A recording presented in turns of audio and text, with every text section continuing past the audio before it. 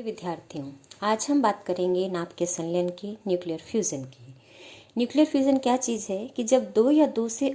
अधिक हल्के नाभिक मिल जाते हैं, संलेत हो जाते हैं, तो एक मध्यवर्ती भारी नाभिक का निर्माण करते हैं और इस प्रक्रिया को हम नाभिकीय संलयन कहते हैं। हम ये देख चुके हैं कि बाइंडिंग एनर्जी जो पर न्यूक्लियन है वो हल्के न्यूक्लियाओं के लिए भी हमारे पास, हल्के नाभिकों के लिए भी उनके हमारे पास पीक आए थे जहाँ पर कि मैजिक नंबर थे। और साथ में हमने देखा था कि जैसे जैसे आपके पास द्रव्यमान संख्या बढ़ती है वैसे वैसे बाइंडिंग एनर्जी पर न्यूक्लियन का मान बढ़ता है और एक मैक्सिमम मान को प्राप्त करके भारी नाभिकों के लिए, बहुत भारी नाभिकों के लिए ये घटने लग जाता है। तो इसलिए जो मध्यवर्ती भारी नाभिक हैं उनकी बाइंडिंग एनर्जी पर न्यूक्लियन बहुत ज़्यादा होती है, इसलिए वो बंधन ऊर्जा अधिक होने से वो स्थायी होते हैं और हर नाभिक स्थायित्व की प्रकृति को चाहता है, प्रवृत्ति को चाहता है।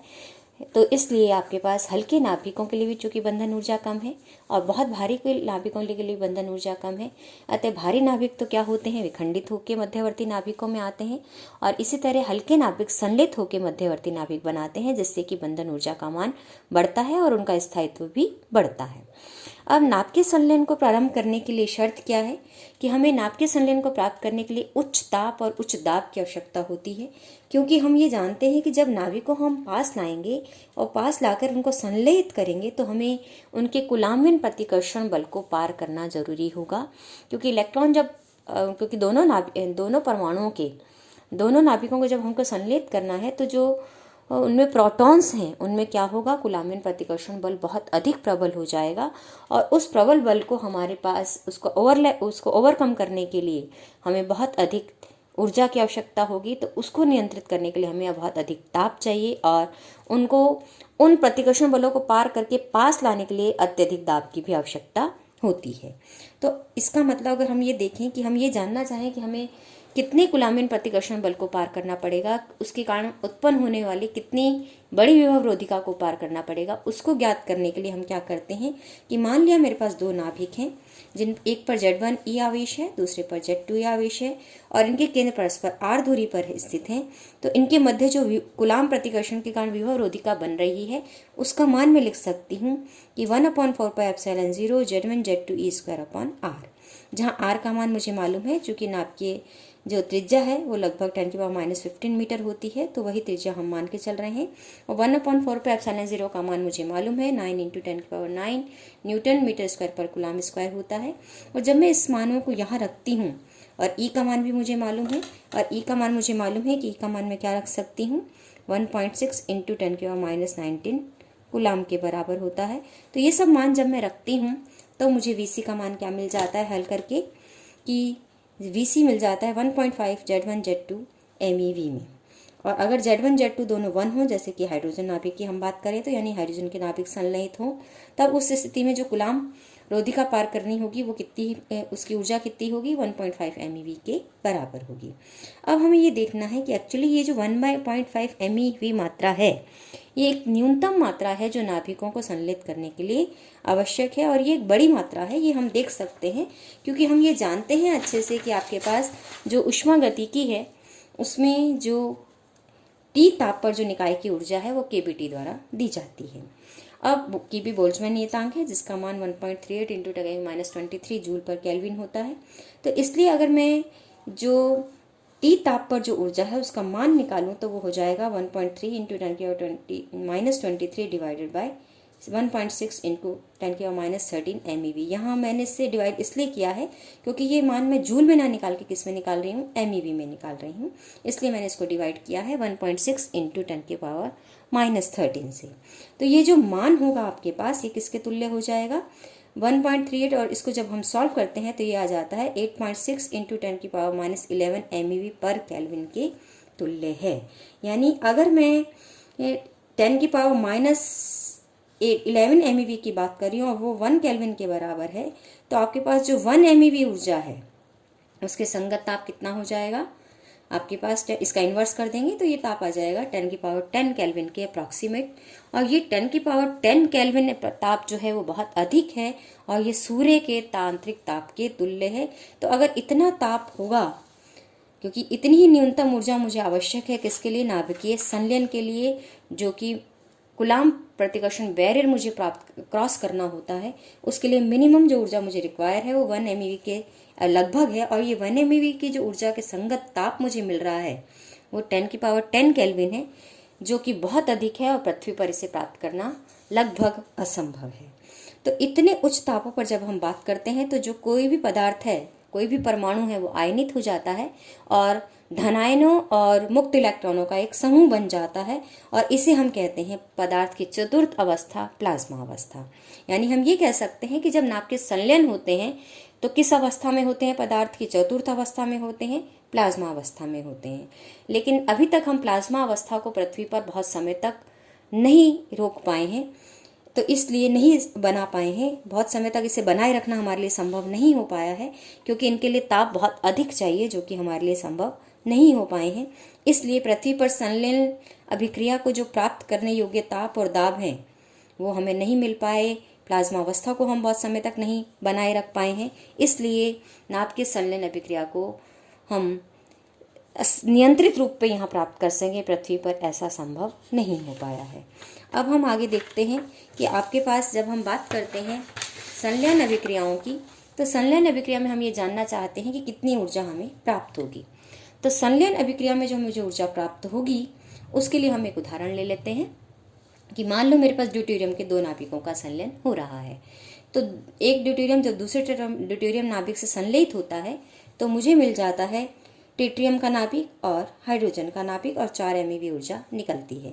जब ये ट्रिटियम का नाभिक वापस ड्यूटेरियम के नाभिक से संलयित होता है तो आपको हीलियम देता है और न्यूट्रॉन निकलते हैं और 17.6 MeV ऊर्जा निकलती है। तो इस प्रकार से जब हम इन दोनों अभिक्रियाओं को मिलाएंगे तो मुझे क्या मिलेगा कि 3 ड्यूट्रॉन परमाणुओं के संलयन से हीलियम परमाणु मुझे मिलता है और बहुत अधिक ऊर्जा मुझे मिलती है, जो कि किसके बराबर है, 21.6 MeV के बराबर है। तो इसका मतलब मैं ये कह सकती हूँ कि एक संलयन में जो मुझे ऊर्जा मिल रही है जिसमें कि 3 परमाणु भाग ले रहे हैं ड्यूटेरियम के, उसमें मुझे एक संलयन में जिसमें कि 3 परमाणु ड्यूटेरियम के भाग ले रहे हैं कितनी ऊर्जा मिल रही है, 21.6 MeV के बराबर ऊर्जा मिल रही है। और यूरेनियम के एक विखंडन में हम जानते हैं, हम निकाल चुके हैं कि हमें कितनी ऊर्जा मिलती है, 200 MeV के बराबर। तो यहाँ एक विखंडन की जब मैं बात करती हूँ तो मुझे ऐसा प्रतीत होता है कि विखंडन में ऊर्जा अधिक निकल रही है, संलयन में कम है। लेकिन जब हम प्रति किलोग्राम पदार्थ के लिए गणना करते हैं तो प्रति किलोग्राम यूरेनियम के विखंडन में हम देख चुके हैं जो ऊर्जा मुक्त होती है वो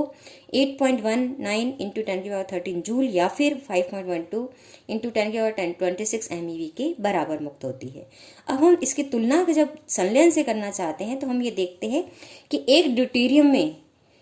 एक जो भी ड्यूटेरियम है उसके 1 किलोग्राम के संलयन में मुझे कितनी ऊर्जा प्राप्त होगी, उसको हम निकालते हैं। तो हम ये जानते हैं कि ड्यूटेरियम के 1 मोल जिसमें कि 2 किलोग्राम परमाणु होंगे में जो 2 किलोग्राम द्रव्यमान होगा उसमें जो परमाणुओं की संख्या है वो कितनी होगी, जितनी 1 मोल में होती है 1 किलोग्राम मोल में, यानी कि 6.023 इंटू 10⁻26, जो कि अवोगाद्रो संख्या है 1 किलोग्राम मोल के लिए। इसलिए हम निकाल सकते हैं, चूंकि ये 2 किलोग्राम में है ये परमाणुओं की संख्या, इसलिए 1 किलोग्राम में जो ड्यूटेरियम परमाणुओं की संख्या होगी वो हो जाएगी 3.011 इंटू 10⁻26 के बराबर। इसलिए चूंकि हमारे पास जो 3 परमाणु जब संलयित हुए थे ड्यूटेरियम के तो 21.6 MeV ऊर्जा निकली थी, इसलिए एक परमाणु के संलयन से कितनी निकलेगी, 21.6/3 निकलेगी। इसलिए 1 किलोग्राम में जो परमाणुओं की संख्या है 3.011 इंटू 10⁻26, उनके संलयन से कितनी ऊर्जा निकलेगी, तो हमने इसको गुणा कर दिया है और गुणा करने पर जो मुझे मान मिल जाता है वो है 34.67 इंटू 10⁻13 जूल। तो यहाँ अगर मैं देखूँ तो 1 किलोग्राम ड्यूटेरियम के जो संलयन से ऊर्जा निकली वो है 34.67 इंटू 10⁻13 जूल, और 1 किलोग्राम यूरेनियम के विखंडन से जो ऊर्जा निकली है वो है 8.19 इंटू 10⁻13 जूल। तो यहाँ से हम जब देखते हैं, दोनों की तुलना करते हैं, तो मुझे पता लगता है कि आपके पास जो 1 किलोग्राम पदार्थ में के संलयन में जो ऊर्जा मुझे प्राप्त हुई है वो विखंडन में प्राप्त ऊर्जा से 4.2 गुना अधिक है, यानी कि 4 टाइम्स एनर्जी अधिक रिलीज होती है नाभ के विखंडन की अपेक्षा, किसमें, नाभ के संलयन में। तो हमें ये ध्यान रखना है कि ये ऊर्जा बहुत अधिक है किसकी ऊर्जा की अपेक्षा, जो कि हमें विखंडन में मिली थी। इसलिए नाभिकीय संलयन में जो हमें इतनी ऊर्जा मिल रही है उसको नियंत्रित कर शांतिपूर्ण उसका उपयोग कर सकें, ऐसे नेक्टर हम अभी तक नहीं बना पाए हैं। अब यहाँ पर हम ये देखते हैं कि जो पानी है, पानी के 1 गैलन में लगभग 1/8 भाग ड्यूटेरियम होता है। इसलिए हम ये कह सकते हैं कि अगर हम पानी से ड्यूटेरियम को प्राप्त करके नियंत्रित श्रृंखला अभिक्रिया करवाने में सक्षम हो सकें तो विश्व को समुद्र के पानी से लाखों वर्षों तक ऊर्जा प्राप्त हो सकती है। क्यों? क्योंकि प्रकृति में तो ड्यूटेरियम की उपलब्धता बहुत कम है, तो पानी के द्वारा हम ये ऊर्जा प्राप्त कर सकते हैं अगर हम इसमें नियंत्रण करने में सक्षम हो पाते हैं। अब पृथ्वी पर हो सकने वाली संलयन अभिक्रियाएं कौन कौन सी हैं? पहली है ड्यूटेरियम ड्यूटेरियम अभिक्रिया, जिसमें ड्यूटेरियम से संलयित होकर ड्यूटेरियम बनाता है, हाइड्रोजन बनाता है, और इस अभिक्रिया में 4.2 MeV ऊर्जा रिलीज होती है। इसके अतिरिक्त एक और अभिक्रिया भी होती है जिसमें ड्यूटेरियम की बजाय हीलियम 3 बनता है और 3.3 MeV ऊर्जा मुक्त होती है। तीसरी अभिक्रिया जो पृथ्वी पर संलयन की है वो है ड्यूटेरियम ट्रिटियम अभिक्रिया, यानी 1s2 और 1s3 संलयित होकर 2He4 बनाते हैं और 17.6 MeV ऊर्जा मुक्त होती है। तीसरी अभिक्रिया, क्योंकि पृथ्वी पर 2He3 की उपलब्धता बहुत कम है इसलिए इसकी अभिक्रिया की संभावना भी यद्यपि बहुत कम है, लेकिन फिर भी हम देख लेते हैं कि यह अभिक्रिया क्या होती है कि ड्यूटेरियम हीलियम 3 से संलयित होता है और हीलियम 4 बनाता है और 18.3 MeV ऊर्जा मुक्त होती है। तो इस प्रकार से ये वो ऊर्जाएं हैं जो कि हमें पृथ्वी पर संलयन अभिक्रियाओं के रूप में प्राप्त होती हैं। अब चूंकि हमने ये देखा है कि जो भी संलयन अभिक्रियाएं हैं वो अत्यधिक उच्च ताप और दाब की उनके लिए आवश्यकता होती है, इसलिए ये क्रियाएं तारों पर आसानी से संभव होती हैं। तो तारे, जैसे कि हम एक बात करें सूर्य की, सूर्य एक तारा है जो कि करोड़ों वर्षों से हमें 4 × 10⁻26 जूल पर सेकेंड की दर से ऊर्जा हमें दे रहा है, लेकिन ये अभी तक भी ठंडा नहीं हुआ है। क्यों? क्योंकि यहाँ पर जो ऊर्जा हमें सूर्य से मिल रही है वो किसी रासायनिक अभिक्रिया के फलस्वरूप नहीं है, वरन नाभिकीय संलयन के फलस्वरूप है। क्यों? क्योंकि वहाँ पर सूर्य पर हीलियम और हाइड्रोजन का प्रचुर मात्रा में, अत्यधिक प्रचुर मात्रा में उसका भंडार उपलब्ध है। इसलिए आपके पास यहाँ पर हमें संलयन से बहुत अधिक ऊर्जा, संलयन यहाँ पर सूर्य पर पॉसिबल है, इसलिए हमें बहुत अधिक ऊर्जा उससे मिल रही है। अब वैदे ने ये कहा 39 में कि आपके पास जो तारों पर जो हमें ऊर्जा का स्रोत मिल रहा है नाभिकीय संलयन अभिक्रियाएं हैं, और ये अभिक्रियाएं 2 प्रकार से हो सकती हैं। पहला उन्होंने कहा प्रोटॉन प्रोटॉन चक्र के द्वारा। इस प्रोटॉन प्रोटॉन चक्र में क्या होता है कि प्रोटॉन और प्रोटॉन मिलकर ड्यूटेरियम का निर्माण करते हैं और ये ड्यूटेरियम पुनः हाइड्रोजन से मिलकर हीलियम 3 का निर्माण करता है और ये हीलियम 3 और हीलियम 3 का एक और नाभिक मिलकर हीलियम 4 का निर्माण करते हैं। अब इस और साथ में हाइड्रोजन भी बनता है, और अब इन सब क्रियाओं को अगर हम जोड़ें तो मुझे क्या मिलता है कि इसका मतलब 4 जो ड्यूटेरियम के नाभिक हैं वो संलयित होकर हीलियम 4 बनाते हैं और साथ में इलेक्ट्रॉन, न्यूट्रिनो, गामा किरणें, और ऊर्जा कितनी मुक्त होती है 24.68 MeV के बराबर ऊर्जा मुक्त होती है। और हम ये अच्छे से जानते हैं कि जो सूर्य के भीतरी भाग का ताप है वो लगभग 10⁻7 केल्विन के बराबर है और जो दाब है वो 10⁻6 एटमॉस्फेरिक प्रेशर के बराबर है। इसलिए हम ये कह सकते हैं कि इतनी ऊर्जा जो कि हमें सूर्य दे रहा है उसके लिए वो लगभग 4 × 10⁹ kg पर सेकेंड की दर से अपना द्रव्यमान खो रहा है, क्योंकि द्रव्यमान ही किसमें बदलता है, आइंस्टीन के अनुसार ऊर्जा में बदलता है। तो अगर इसी दर से हम ये कहते हैं कि वो हमें सूर्य अपना ऊर्जा का ह्रास करता रहेगा, अपने द्रव्यमान को खोता रहेगा और ऊर्जा हमें देता रहेगा, तो इससे लगभग हमें अगले 10⁻10 वर्षों तक ऊर्जा हमें मिलती रहेगी। क्यों? क्योंकि जिस दर से सूर्य अपना द्रव्यमान खो रहा है वो सूर्य के द्रव्यमान से लगभग 10⁻20 टाइम्स गुना कम है और सूर्य का द्रव्यमान लगभग 10⁻30 kg है। इसलिए हम ऐसा कहते हैं कि सूर्य लगभग आने वाले 10⁻10 वर्षों तक हमें अपनी ऊर्जा देने में सक्षम रहेगा। और अगला चक्र जो तारों पर संभव है वो है कार्बन नाइट्रोजन चक्र। इसमें क्या होता है कि इसमें कार्बन नाइट्रोजन चक्र में हम ये देखते हैं कि जो नाइट्रोजन है वो एक तरह से उत्प्रेरक की भांति व्यवहार करता है। तो यहाँ हम देखते हैं ये कैसे संभव होती है क्रिया कि जो हाइड्रोजन है वो कार्बन 12 से संलयित होकर नाइट्रोजन 13 बनाता है। नाइट्रोजन 13 चूंकि अस्थायी है इसलिए बीटा प्लस डीके करके कार्बन 13 में बदलता है और जो कार्बन 13 है वो हाइड्रोजन से पुनः संलयित होकर नाइट्रोजन 14 बनाता है। नाइट्रोजन 14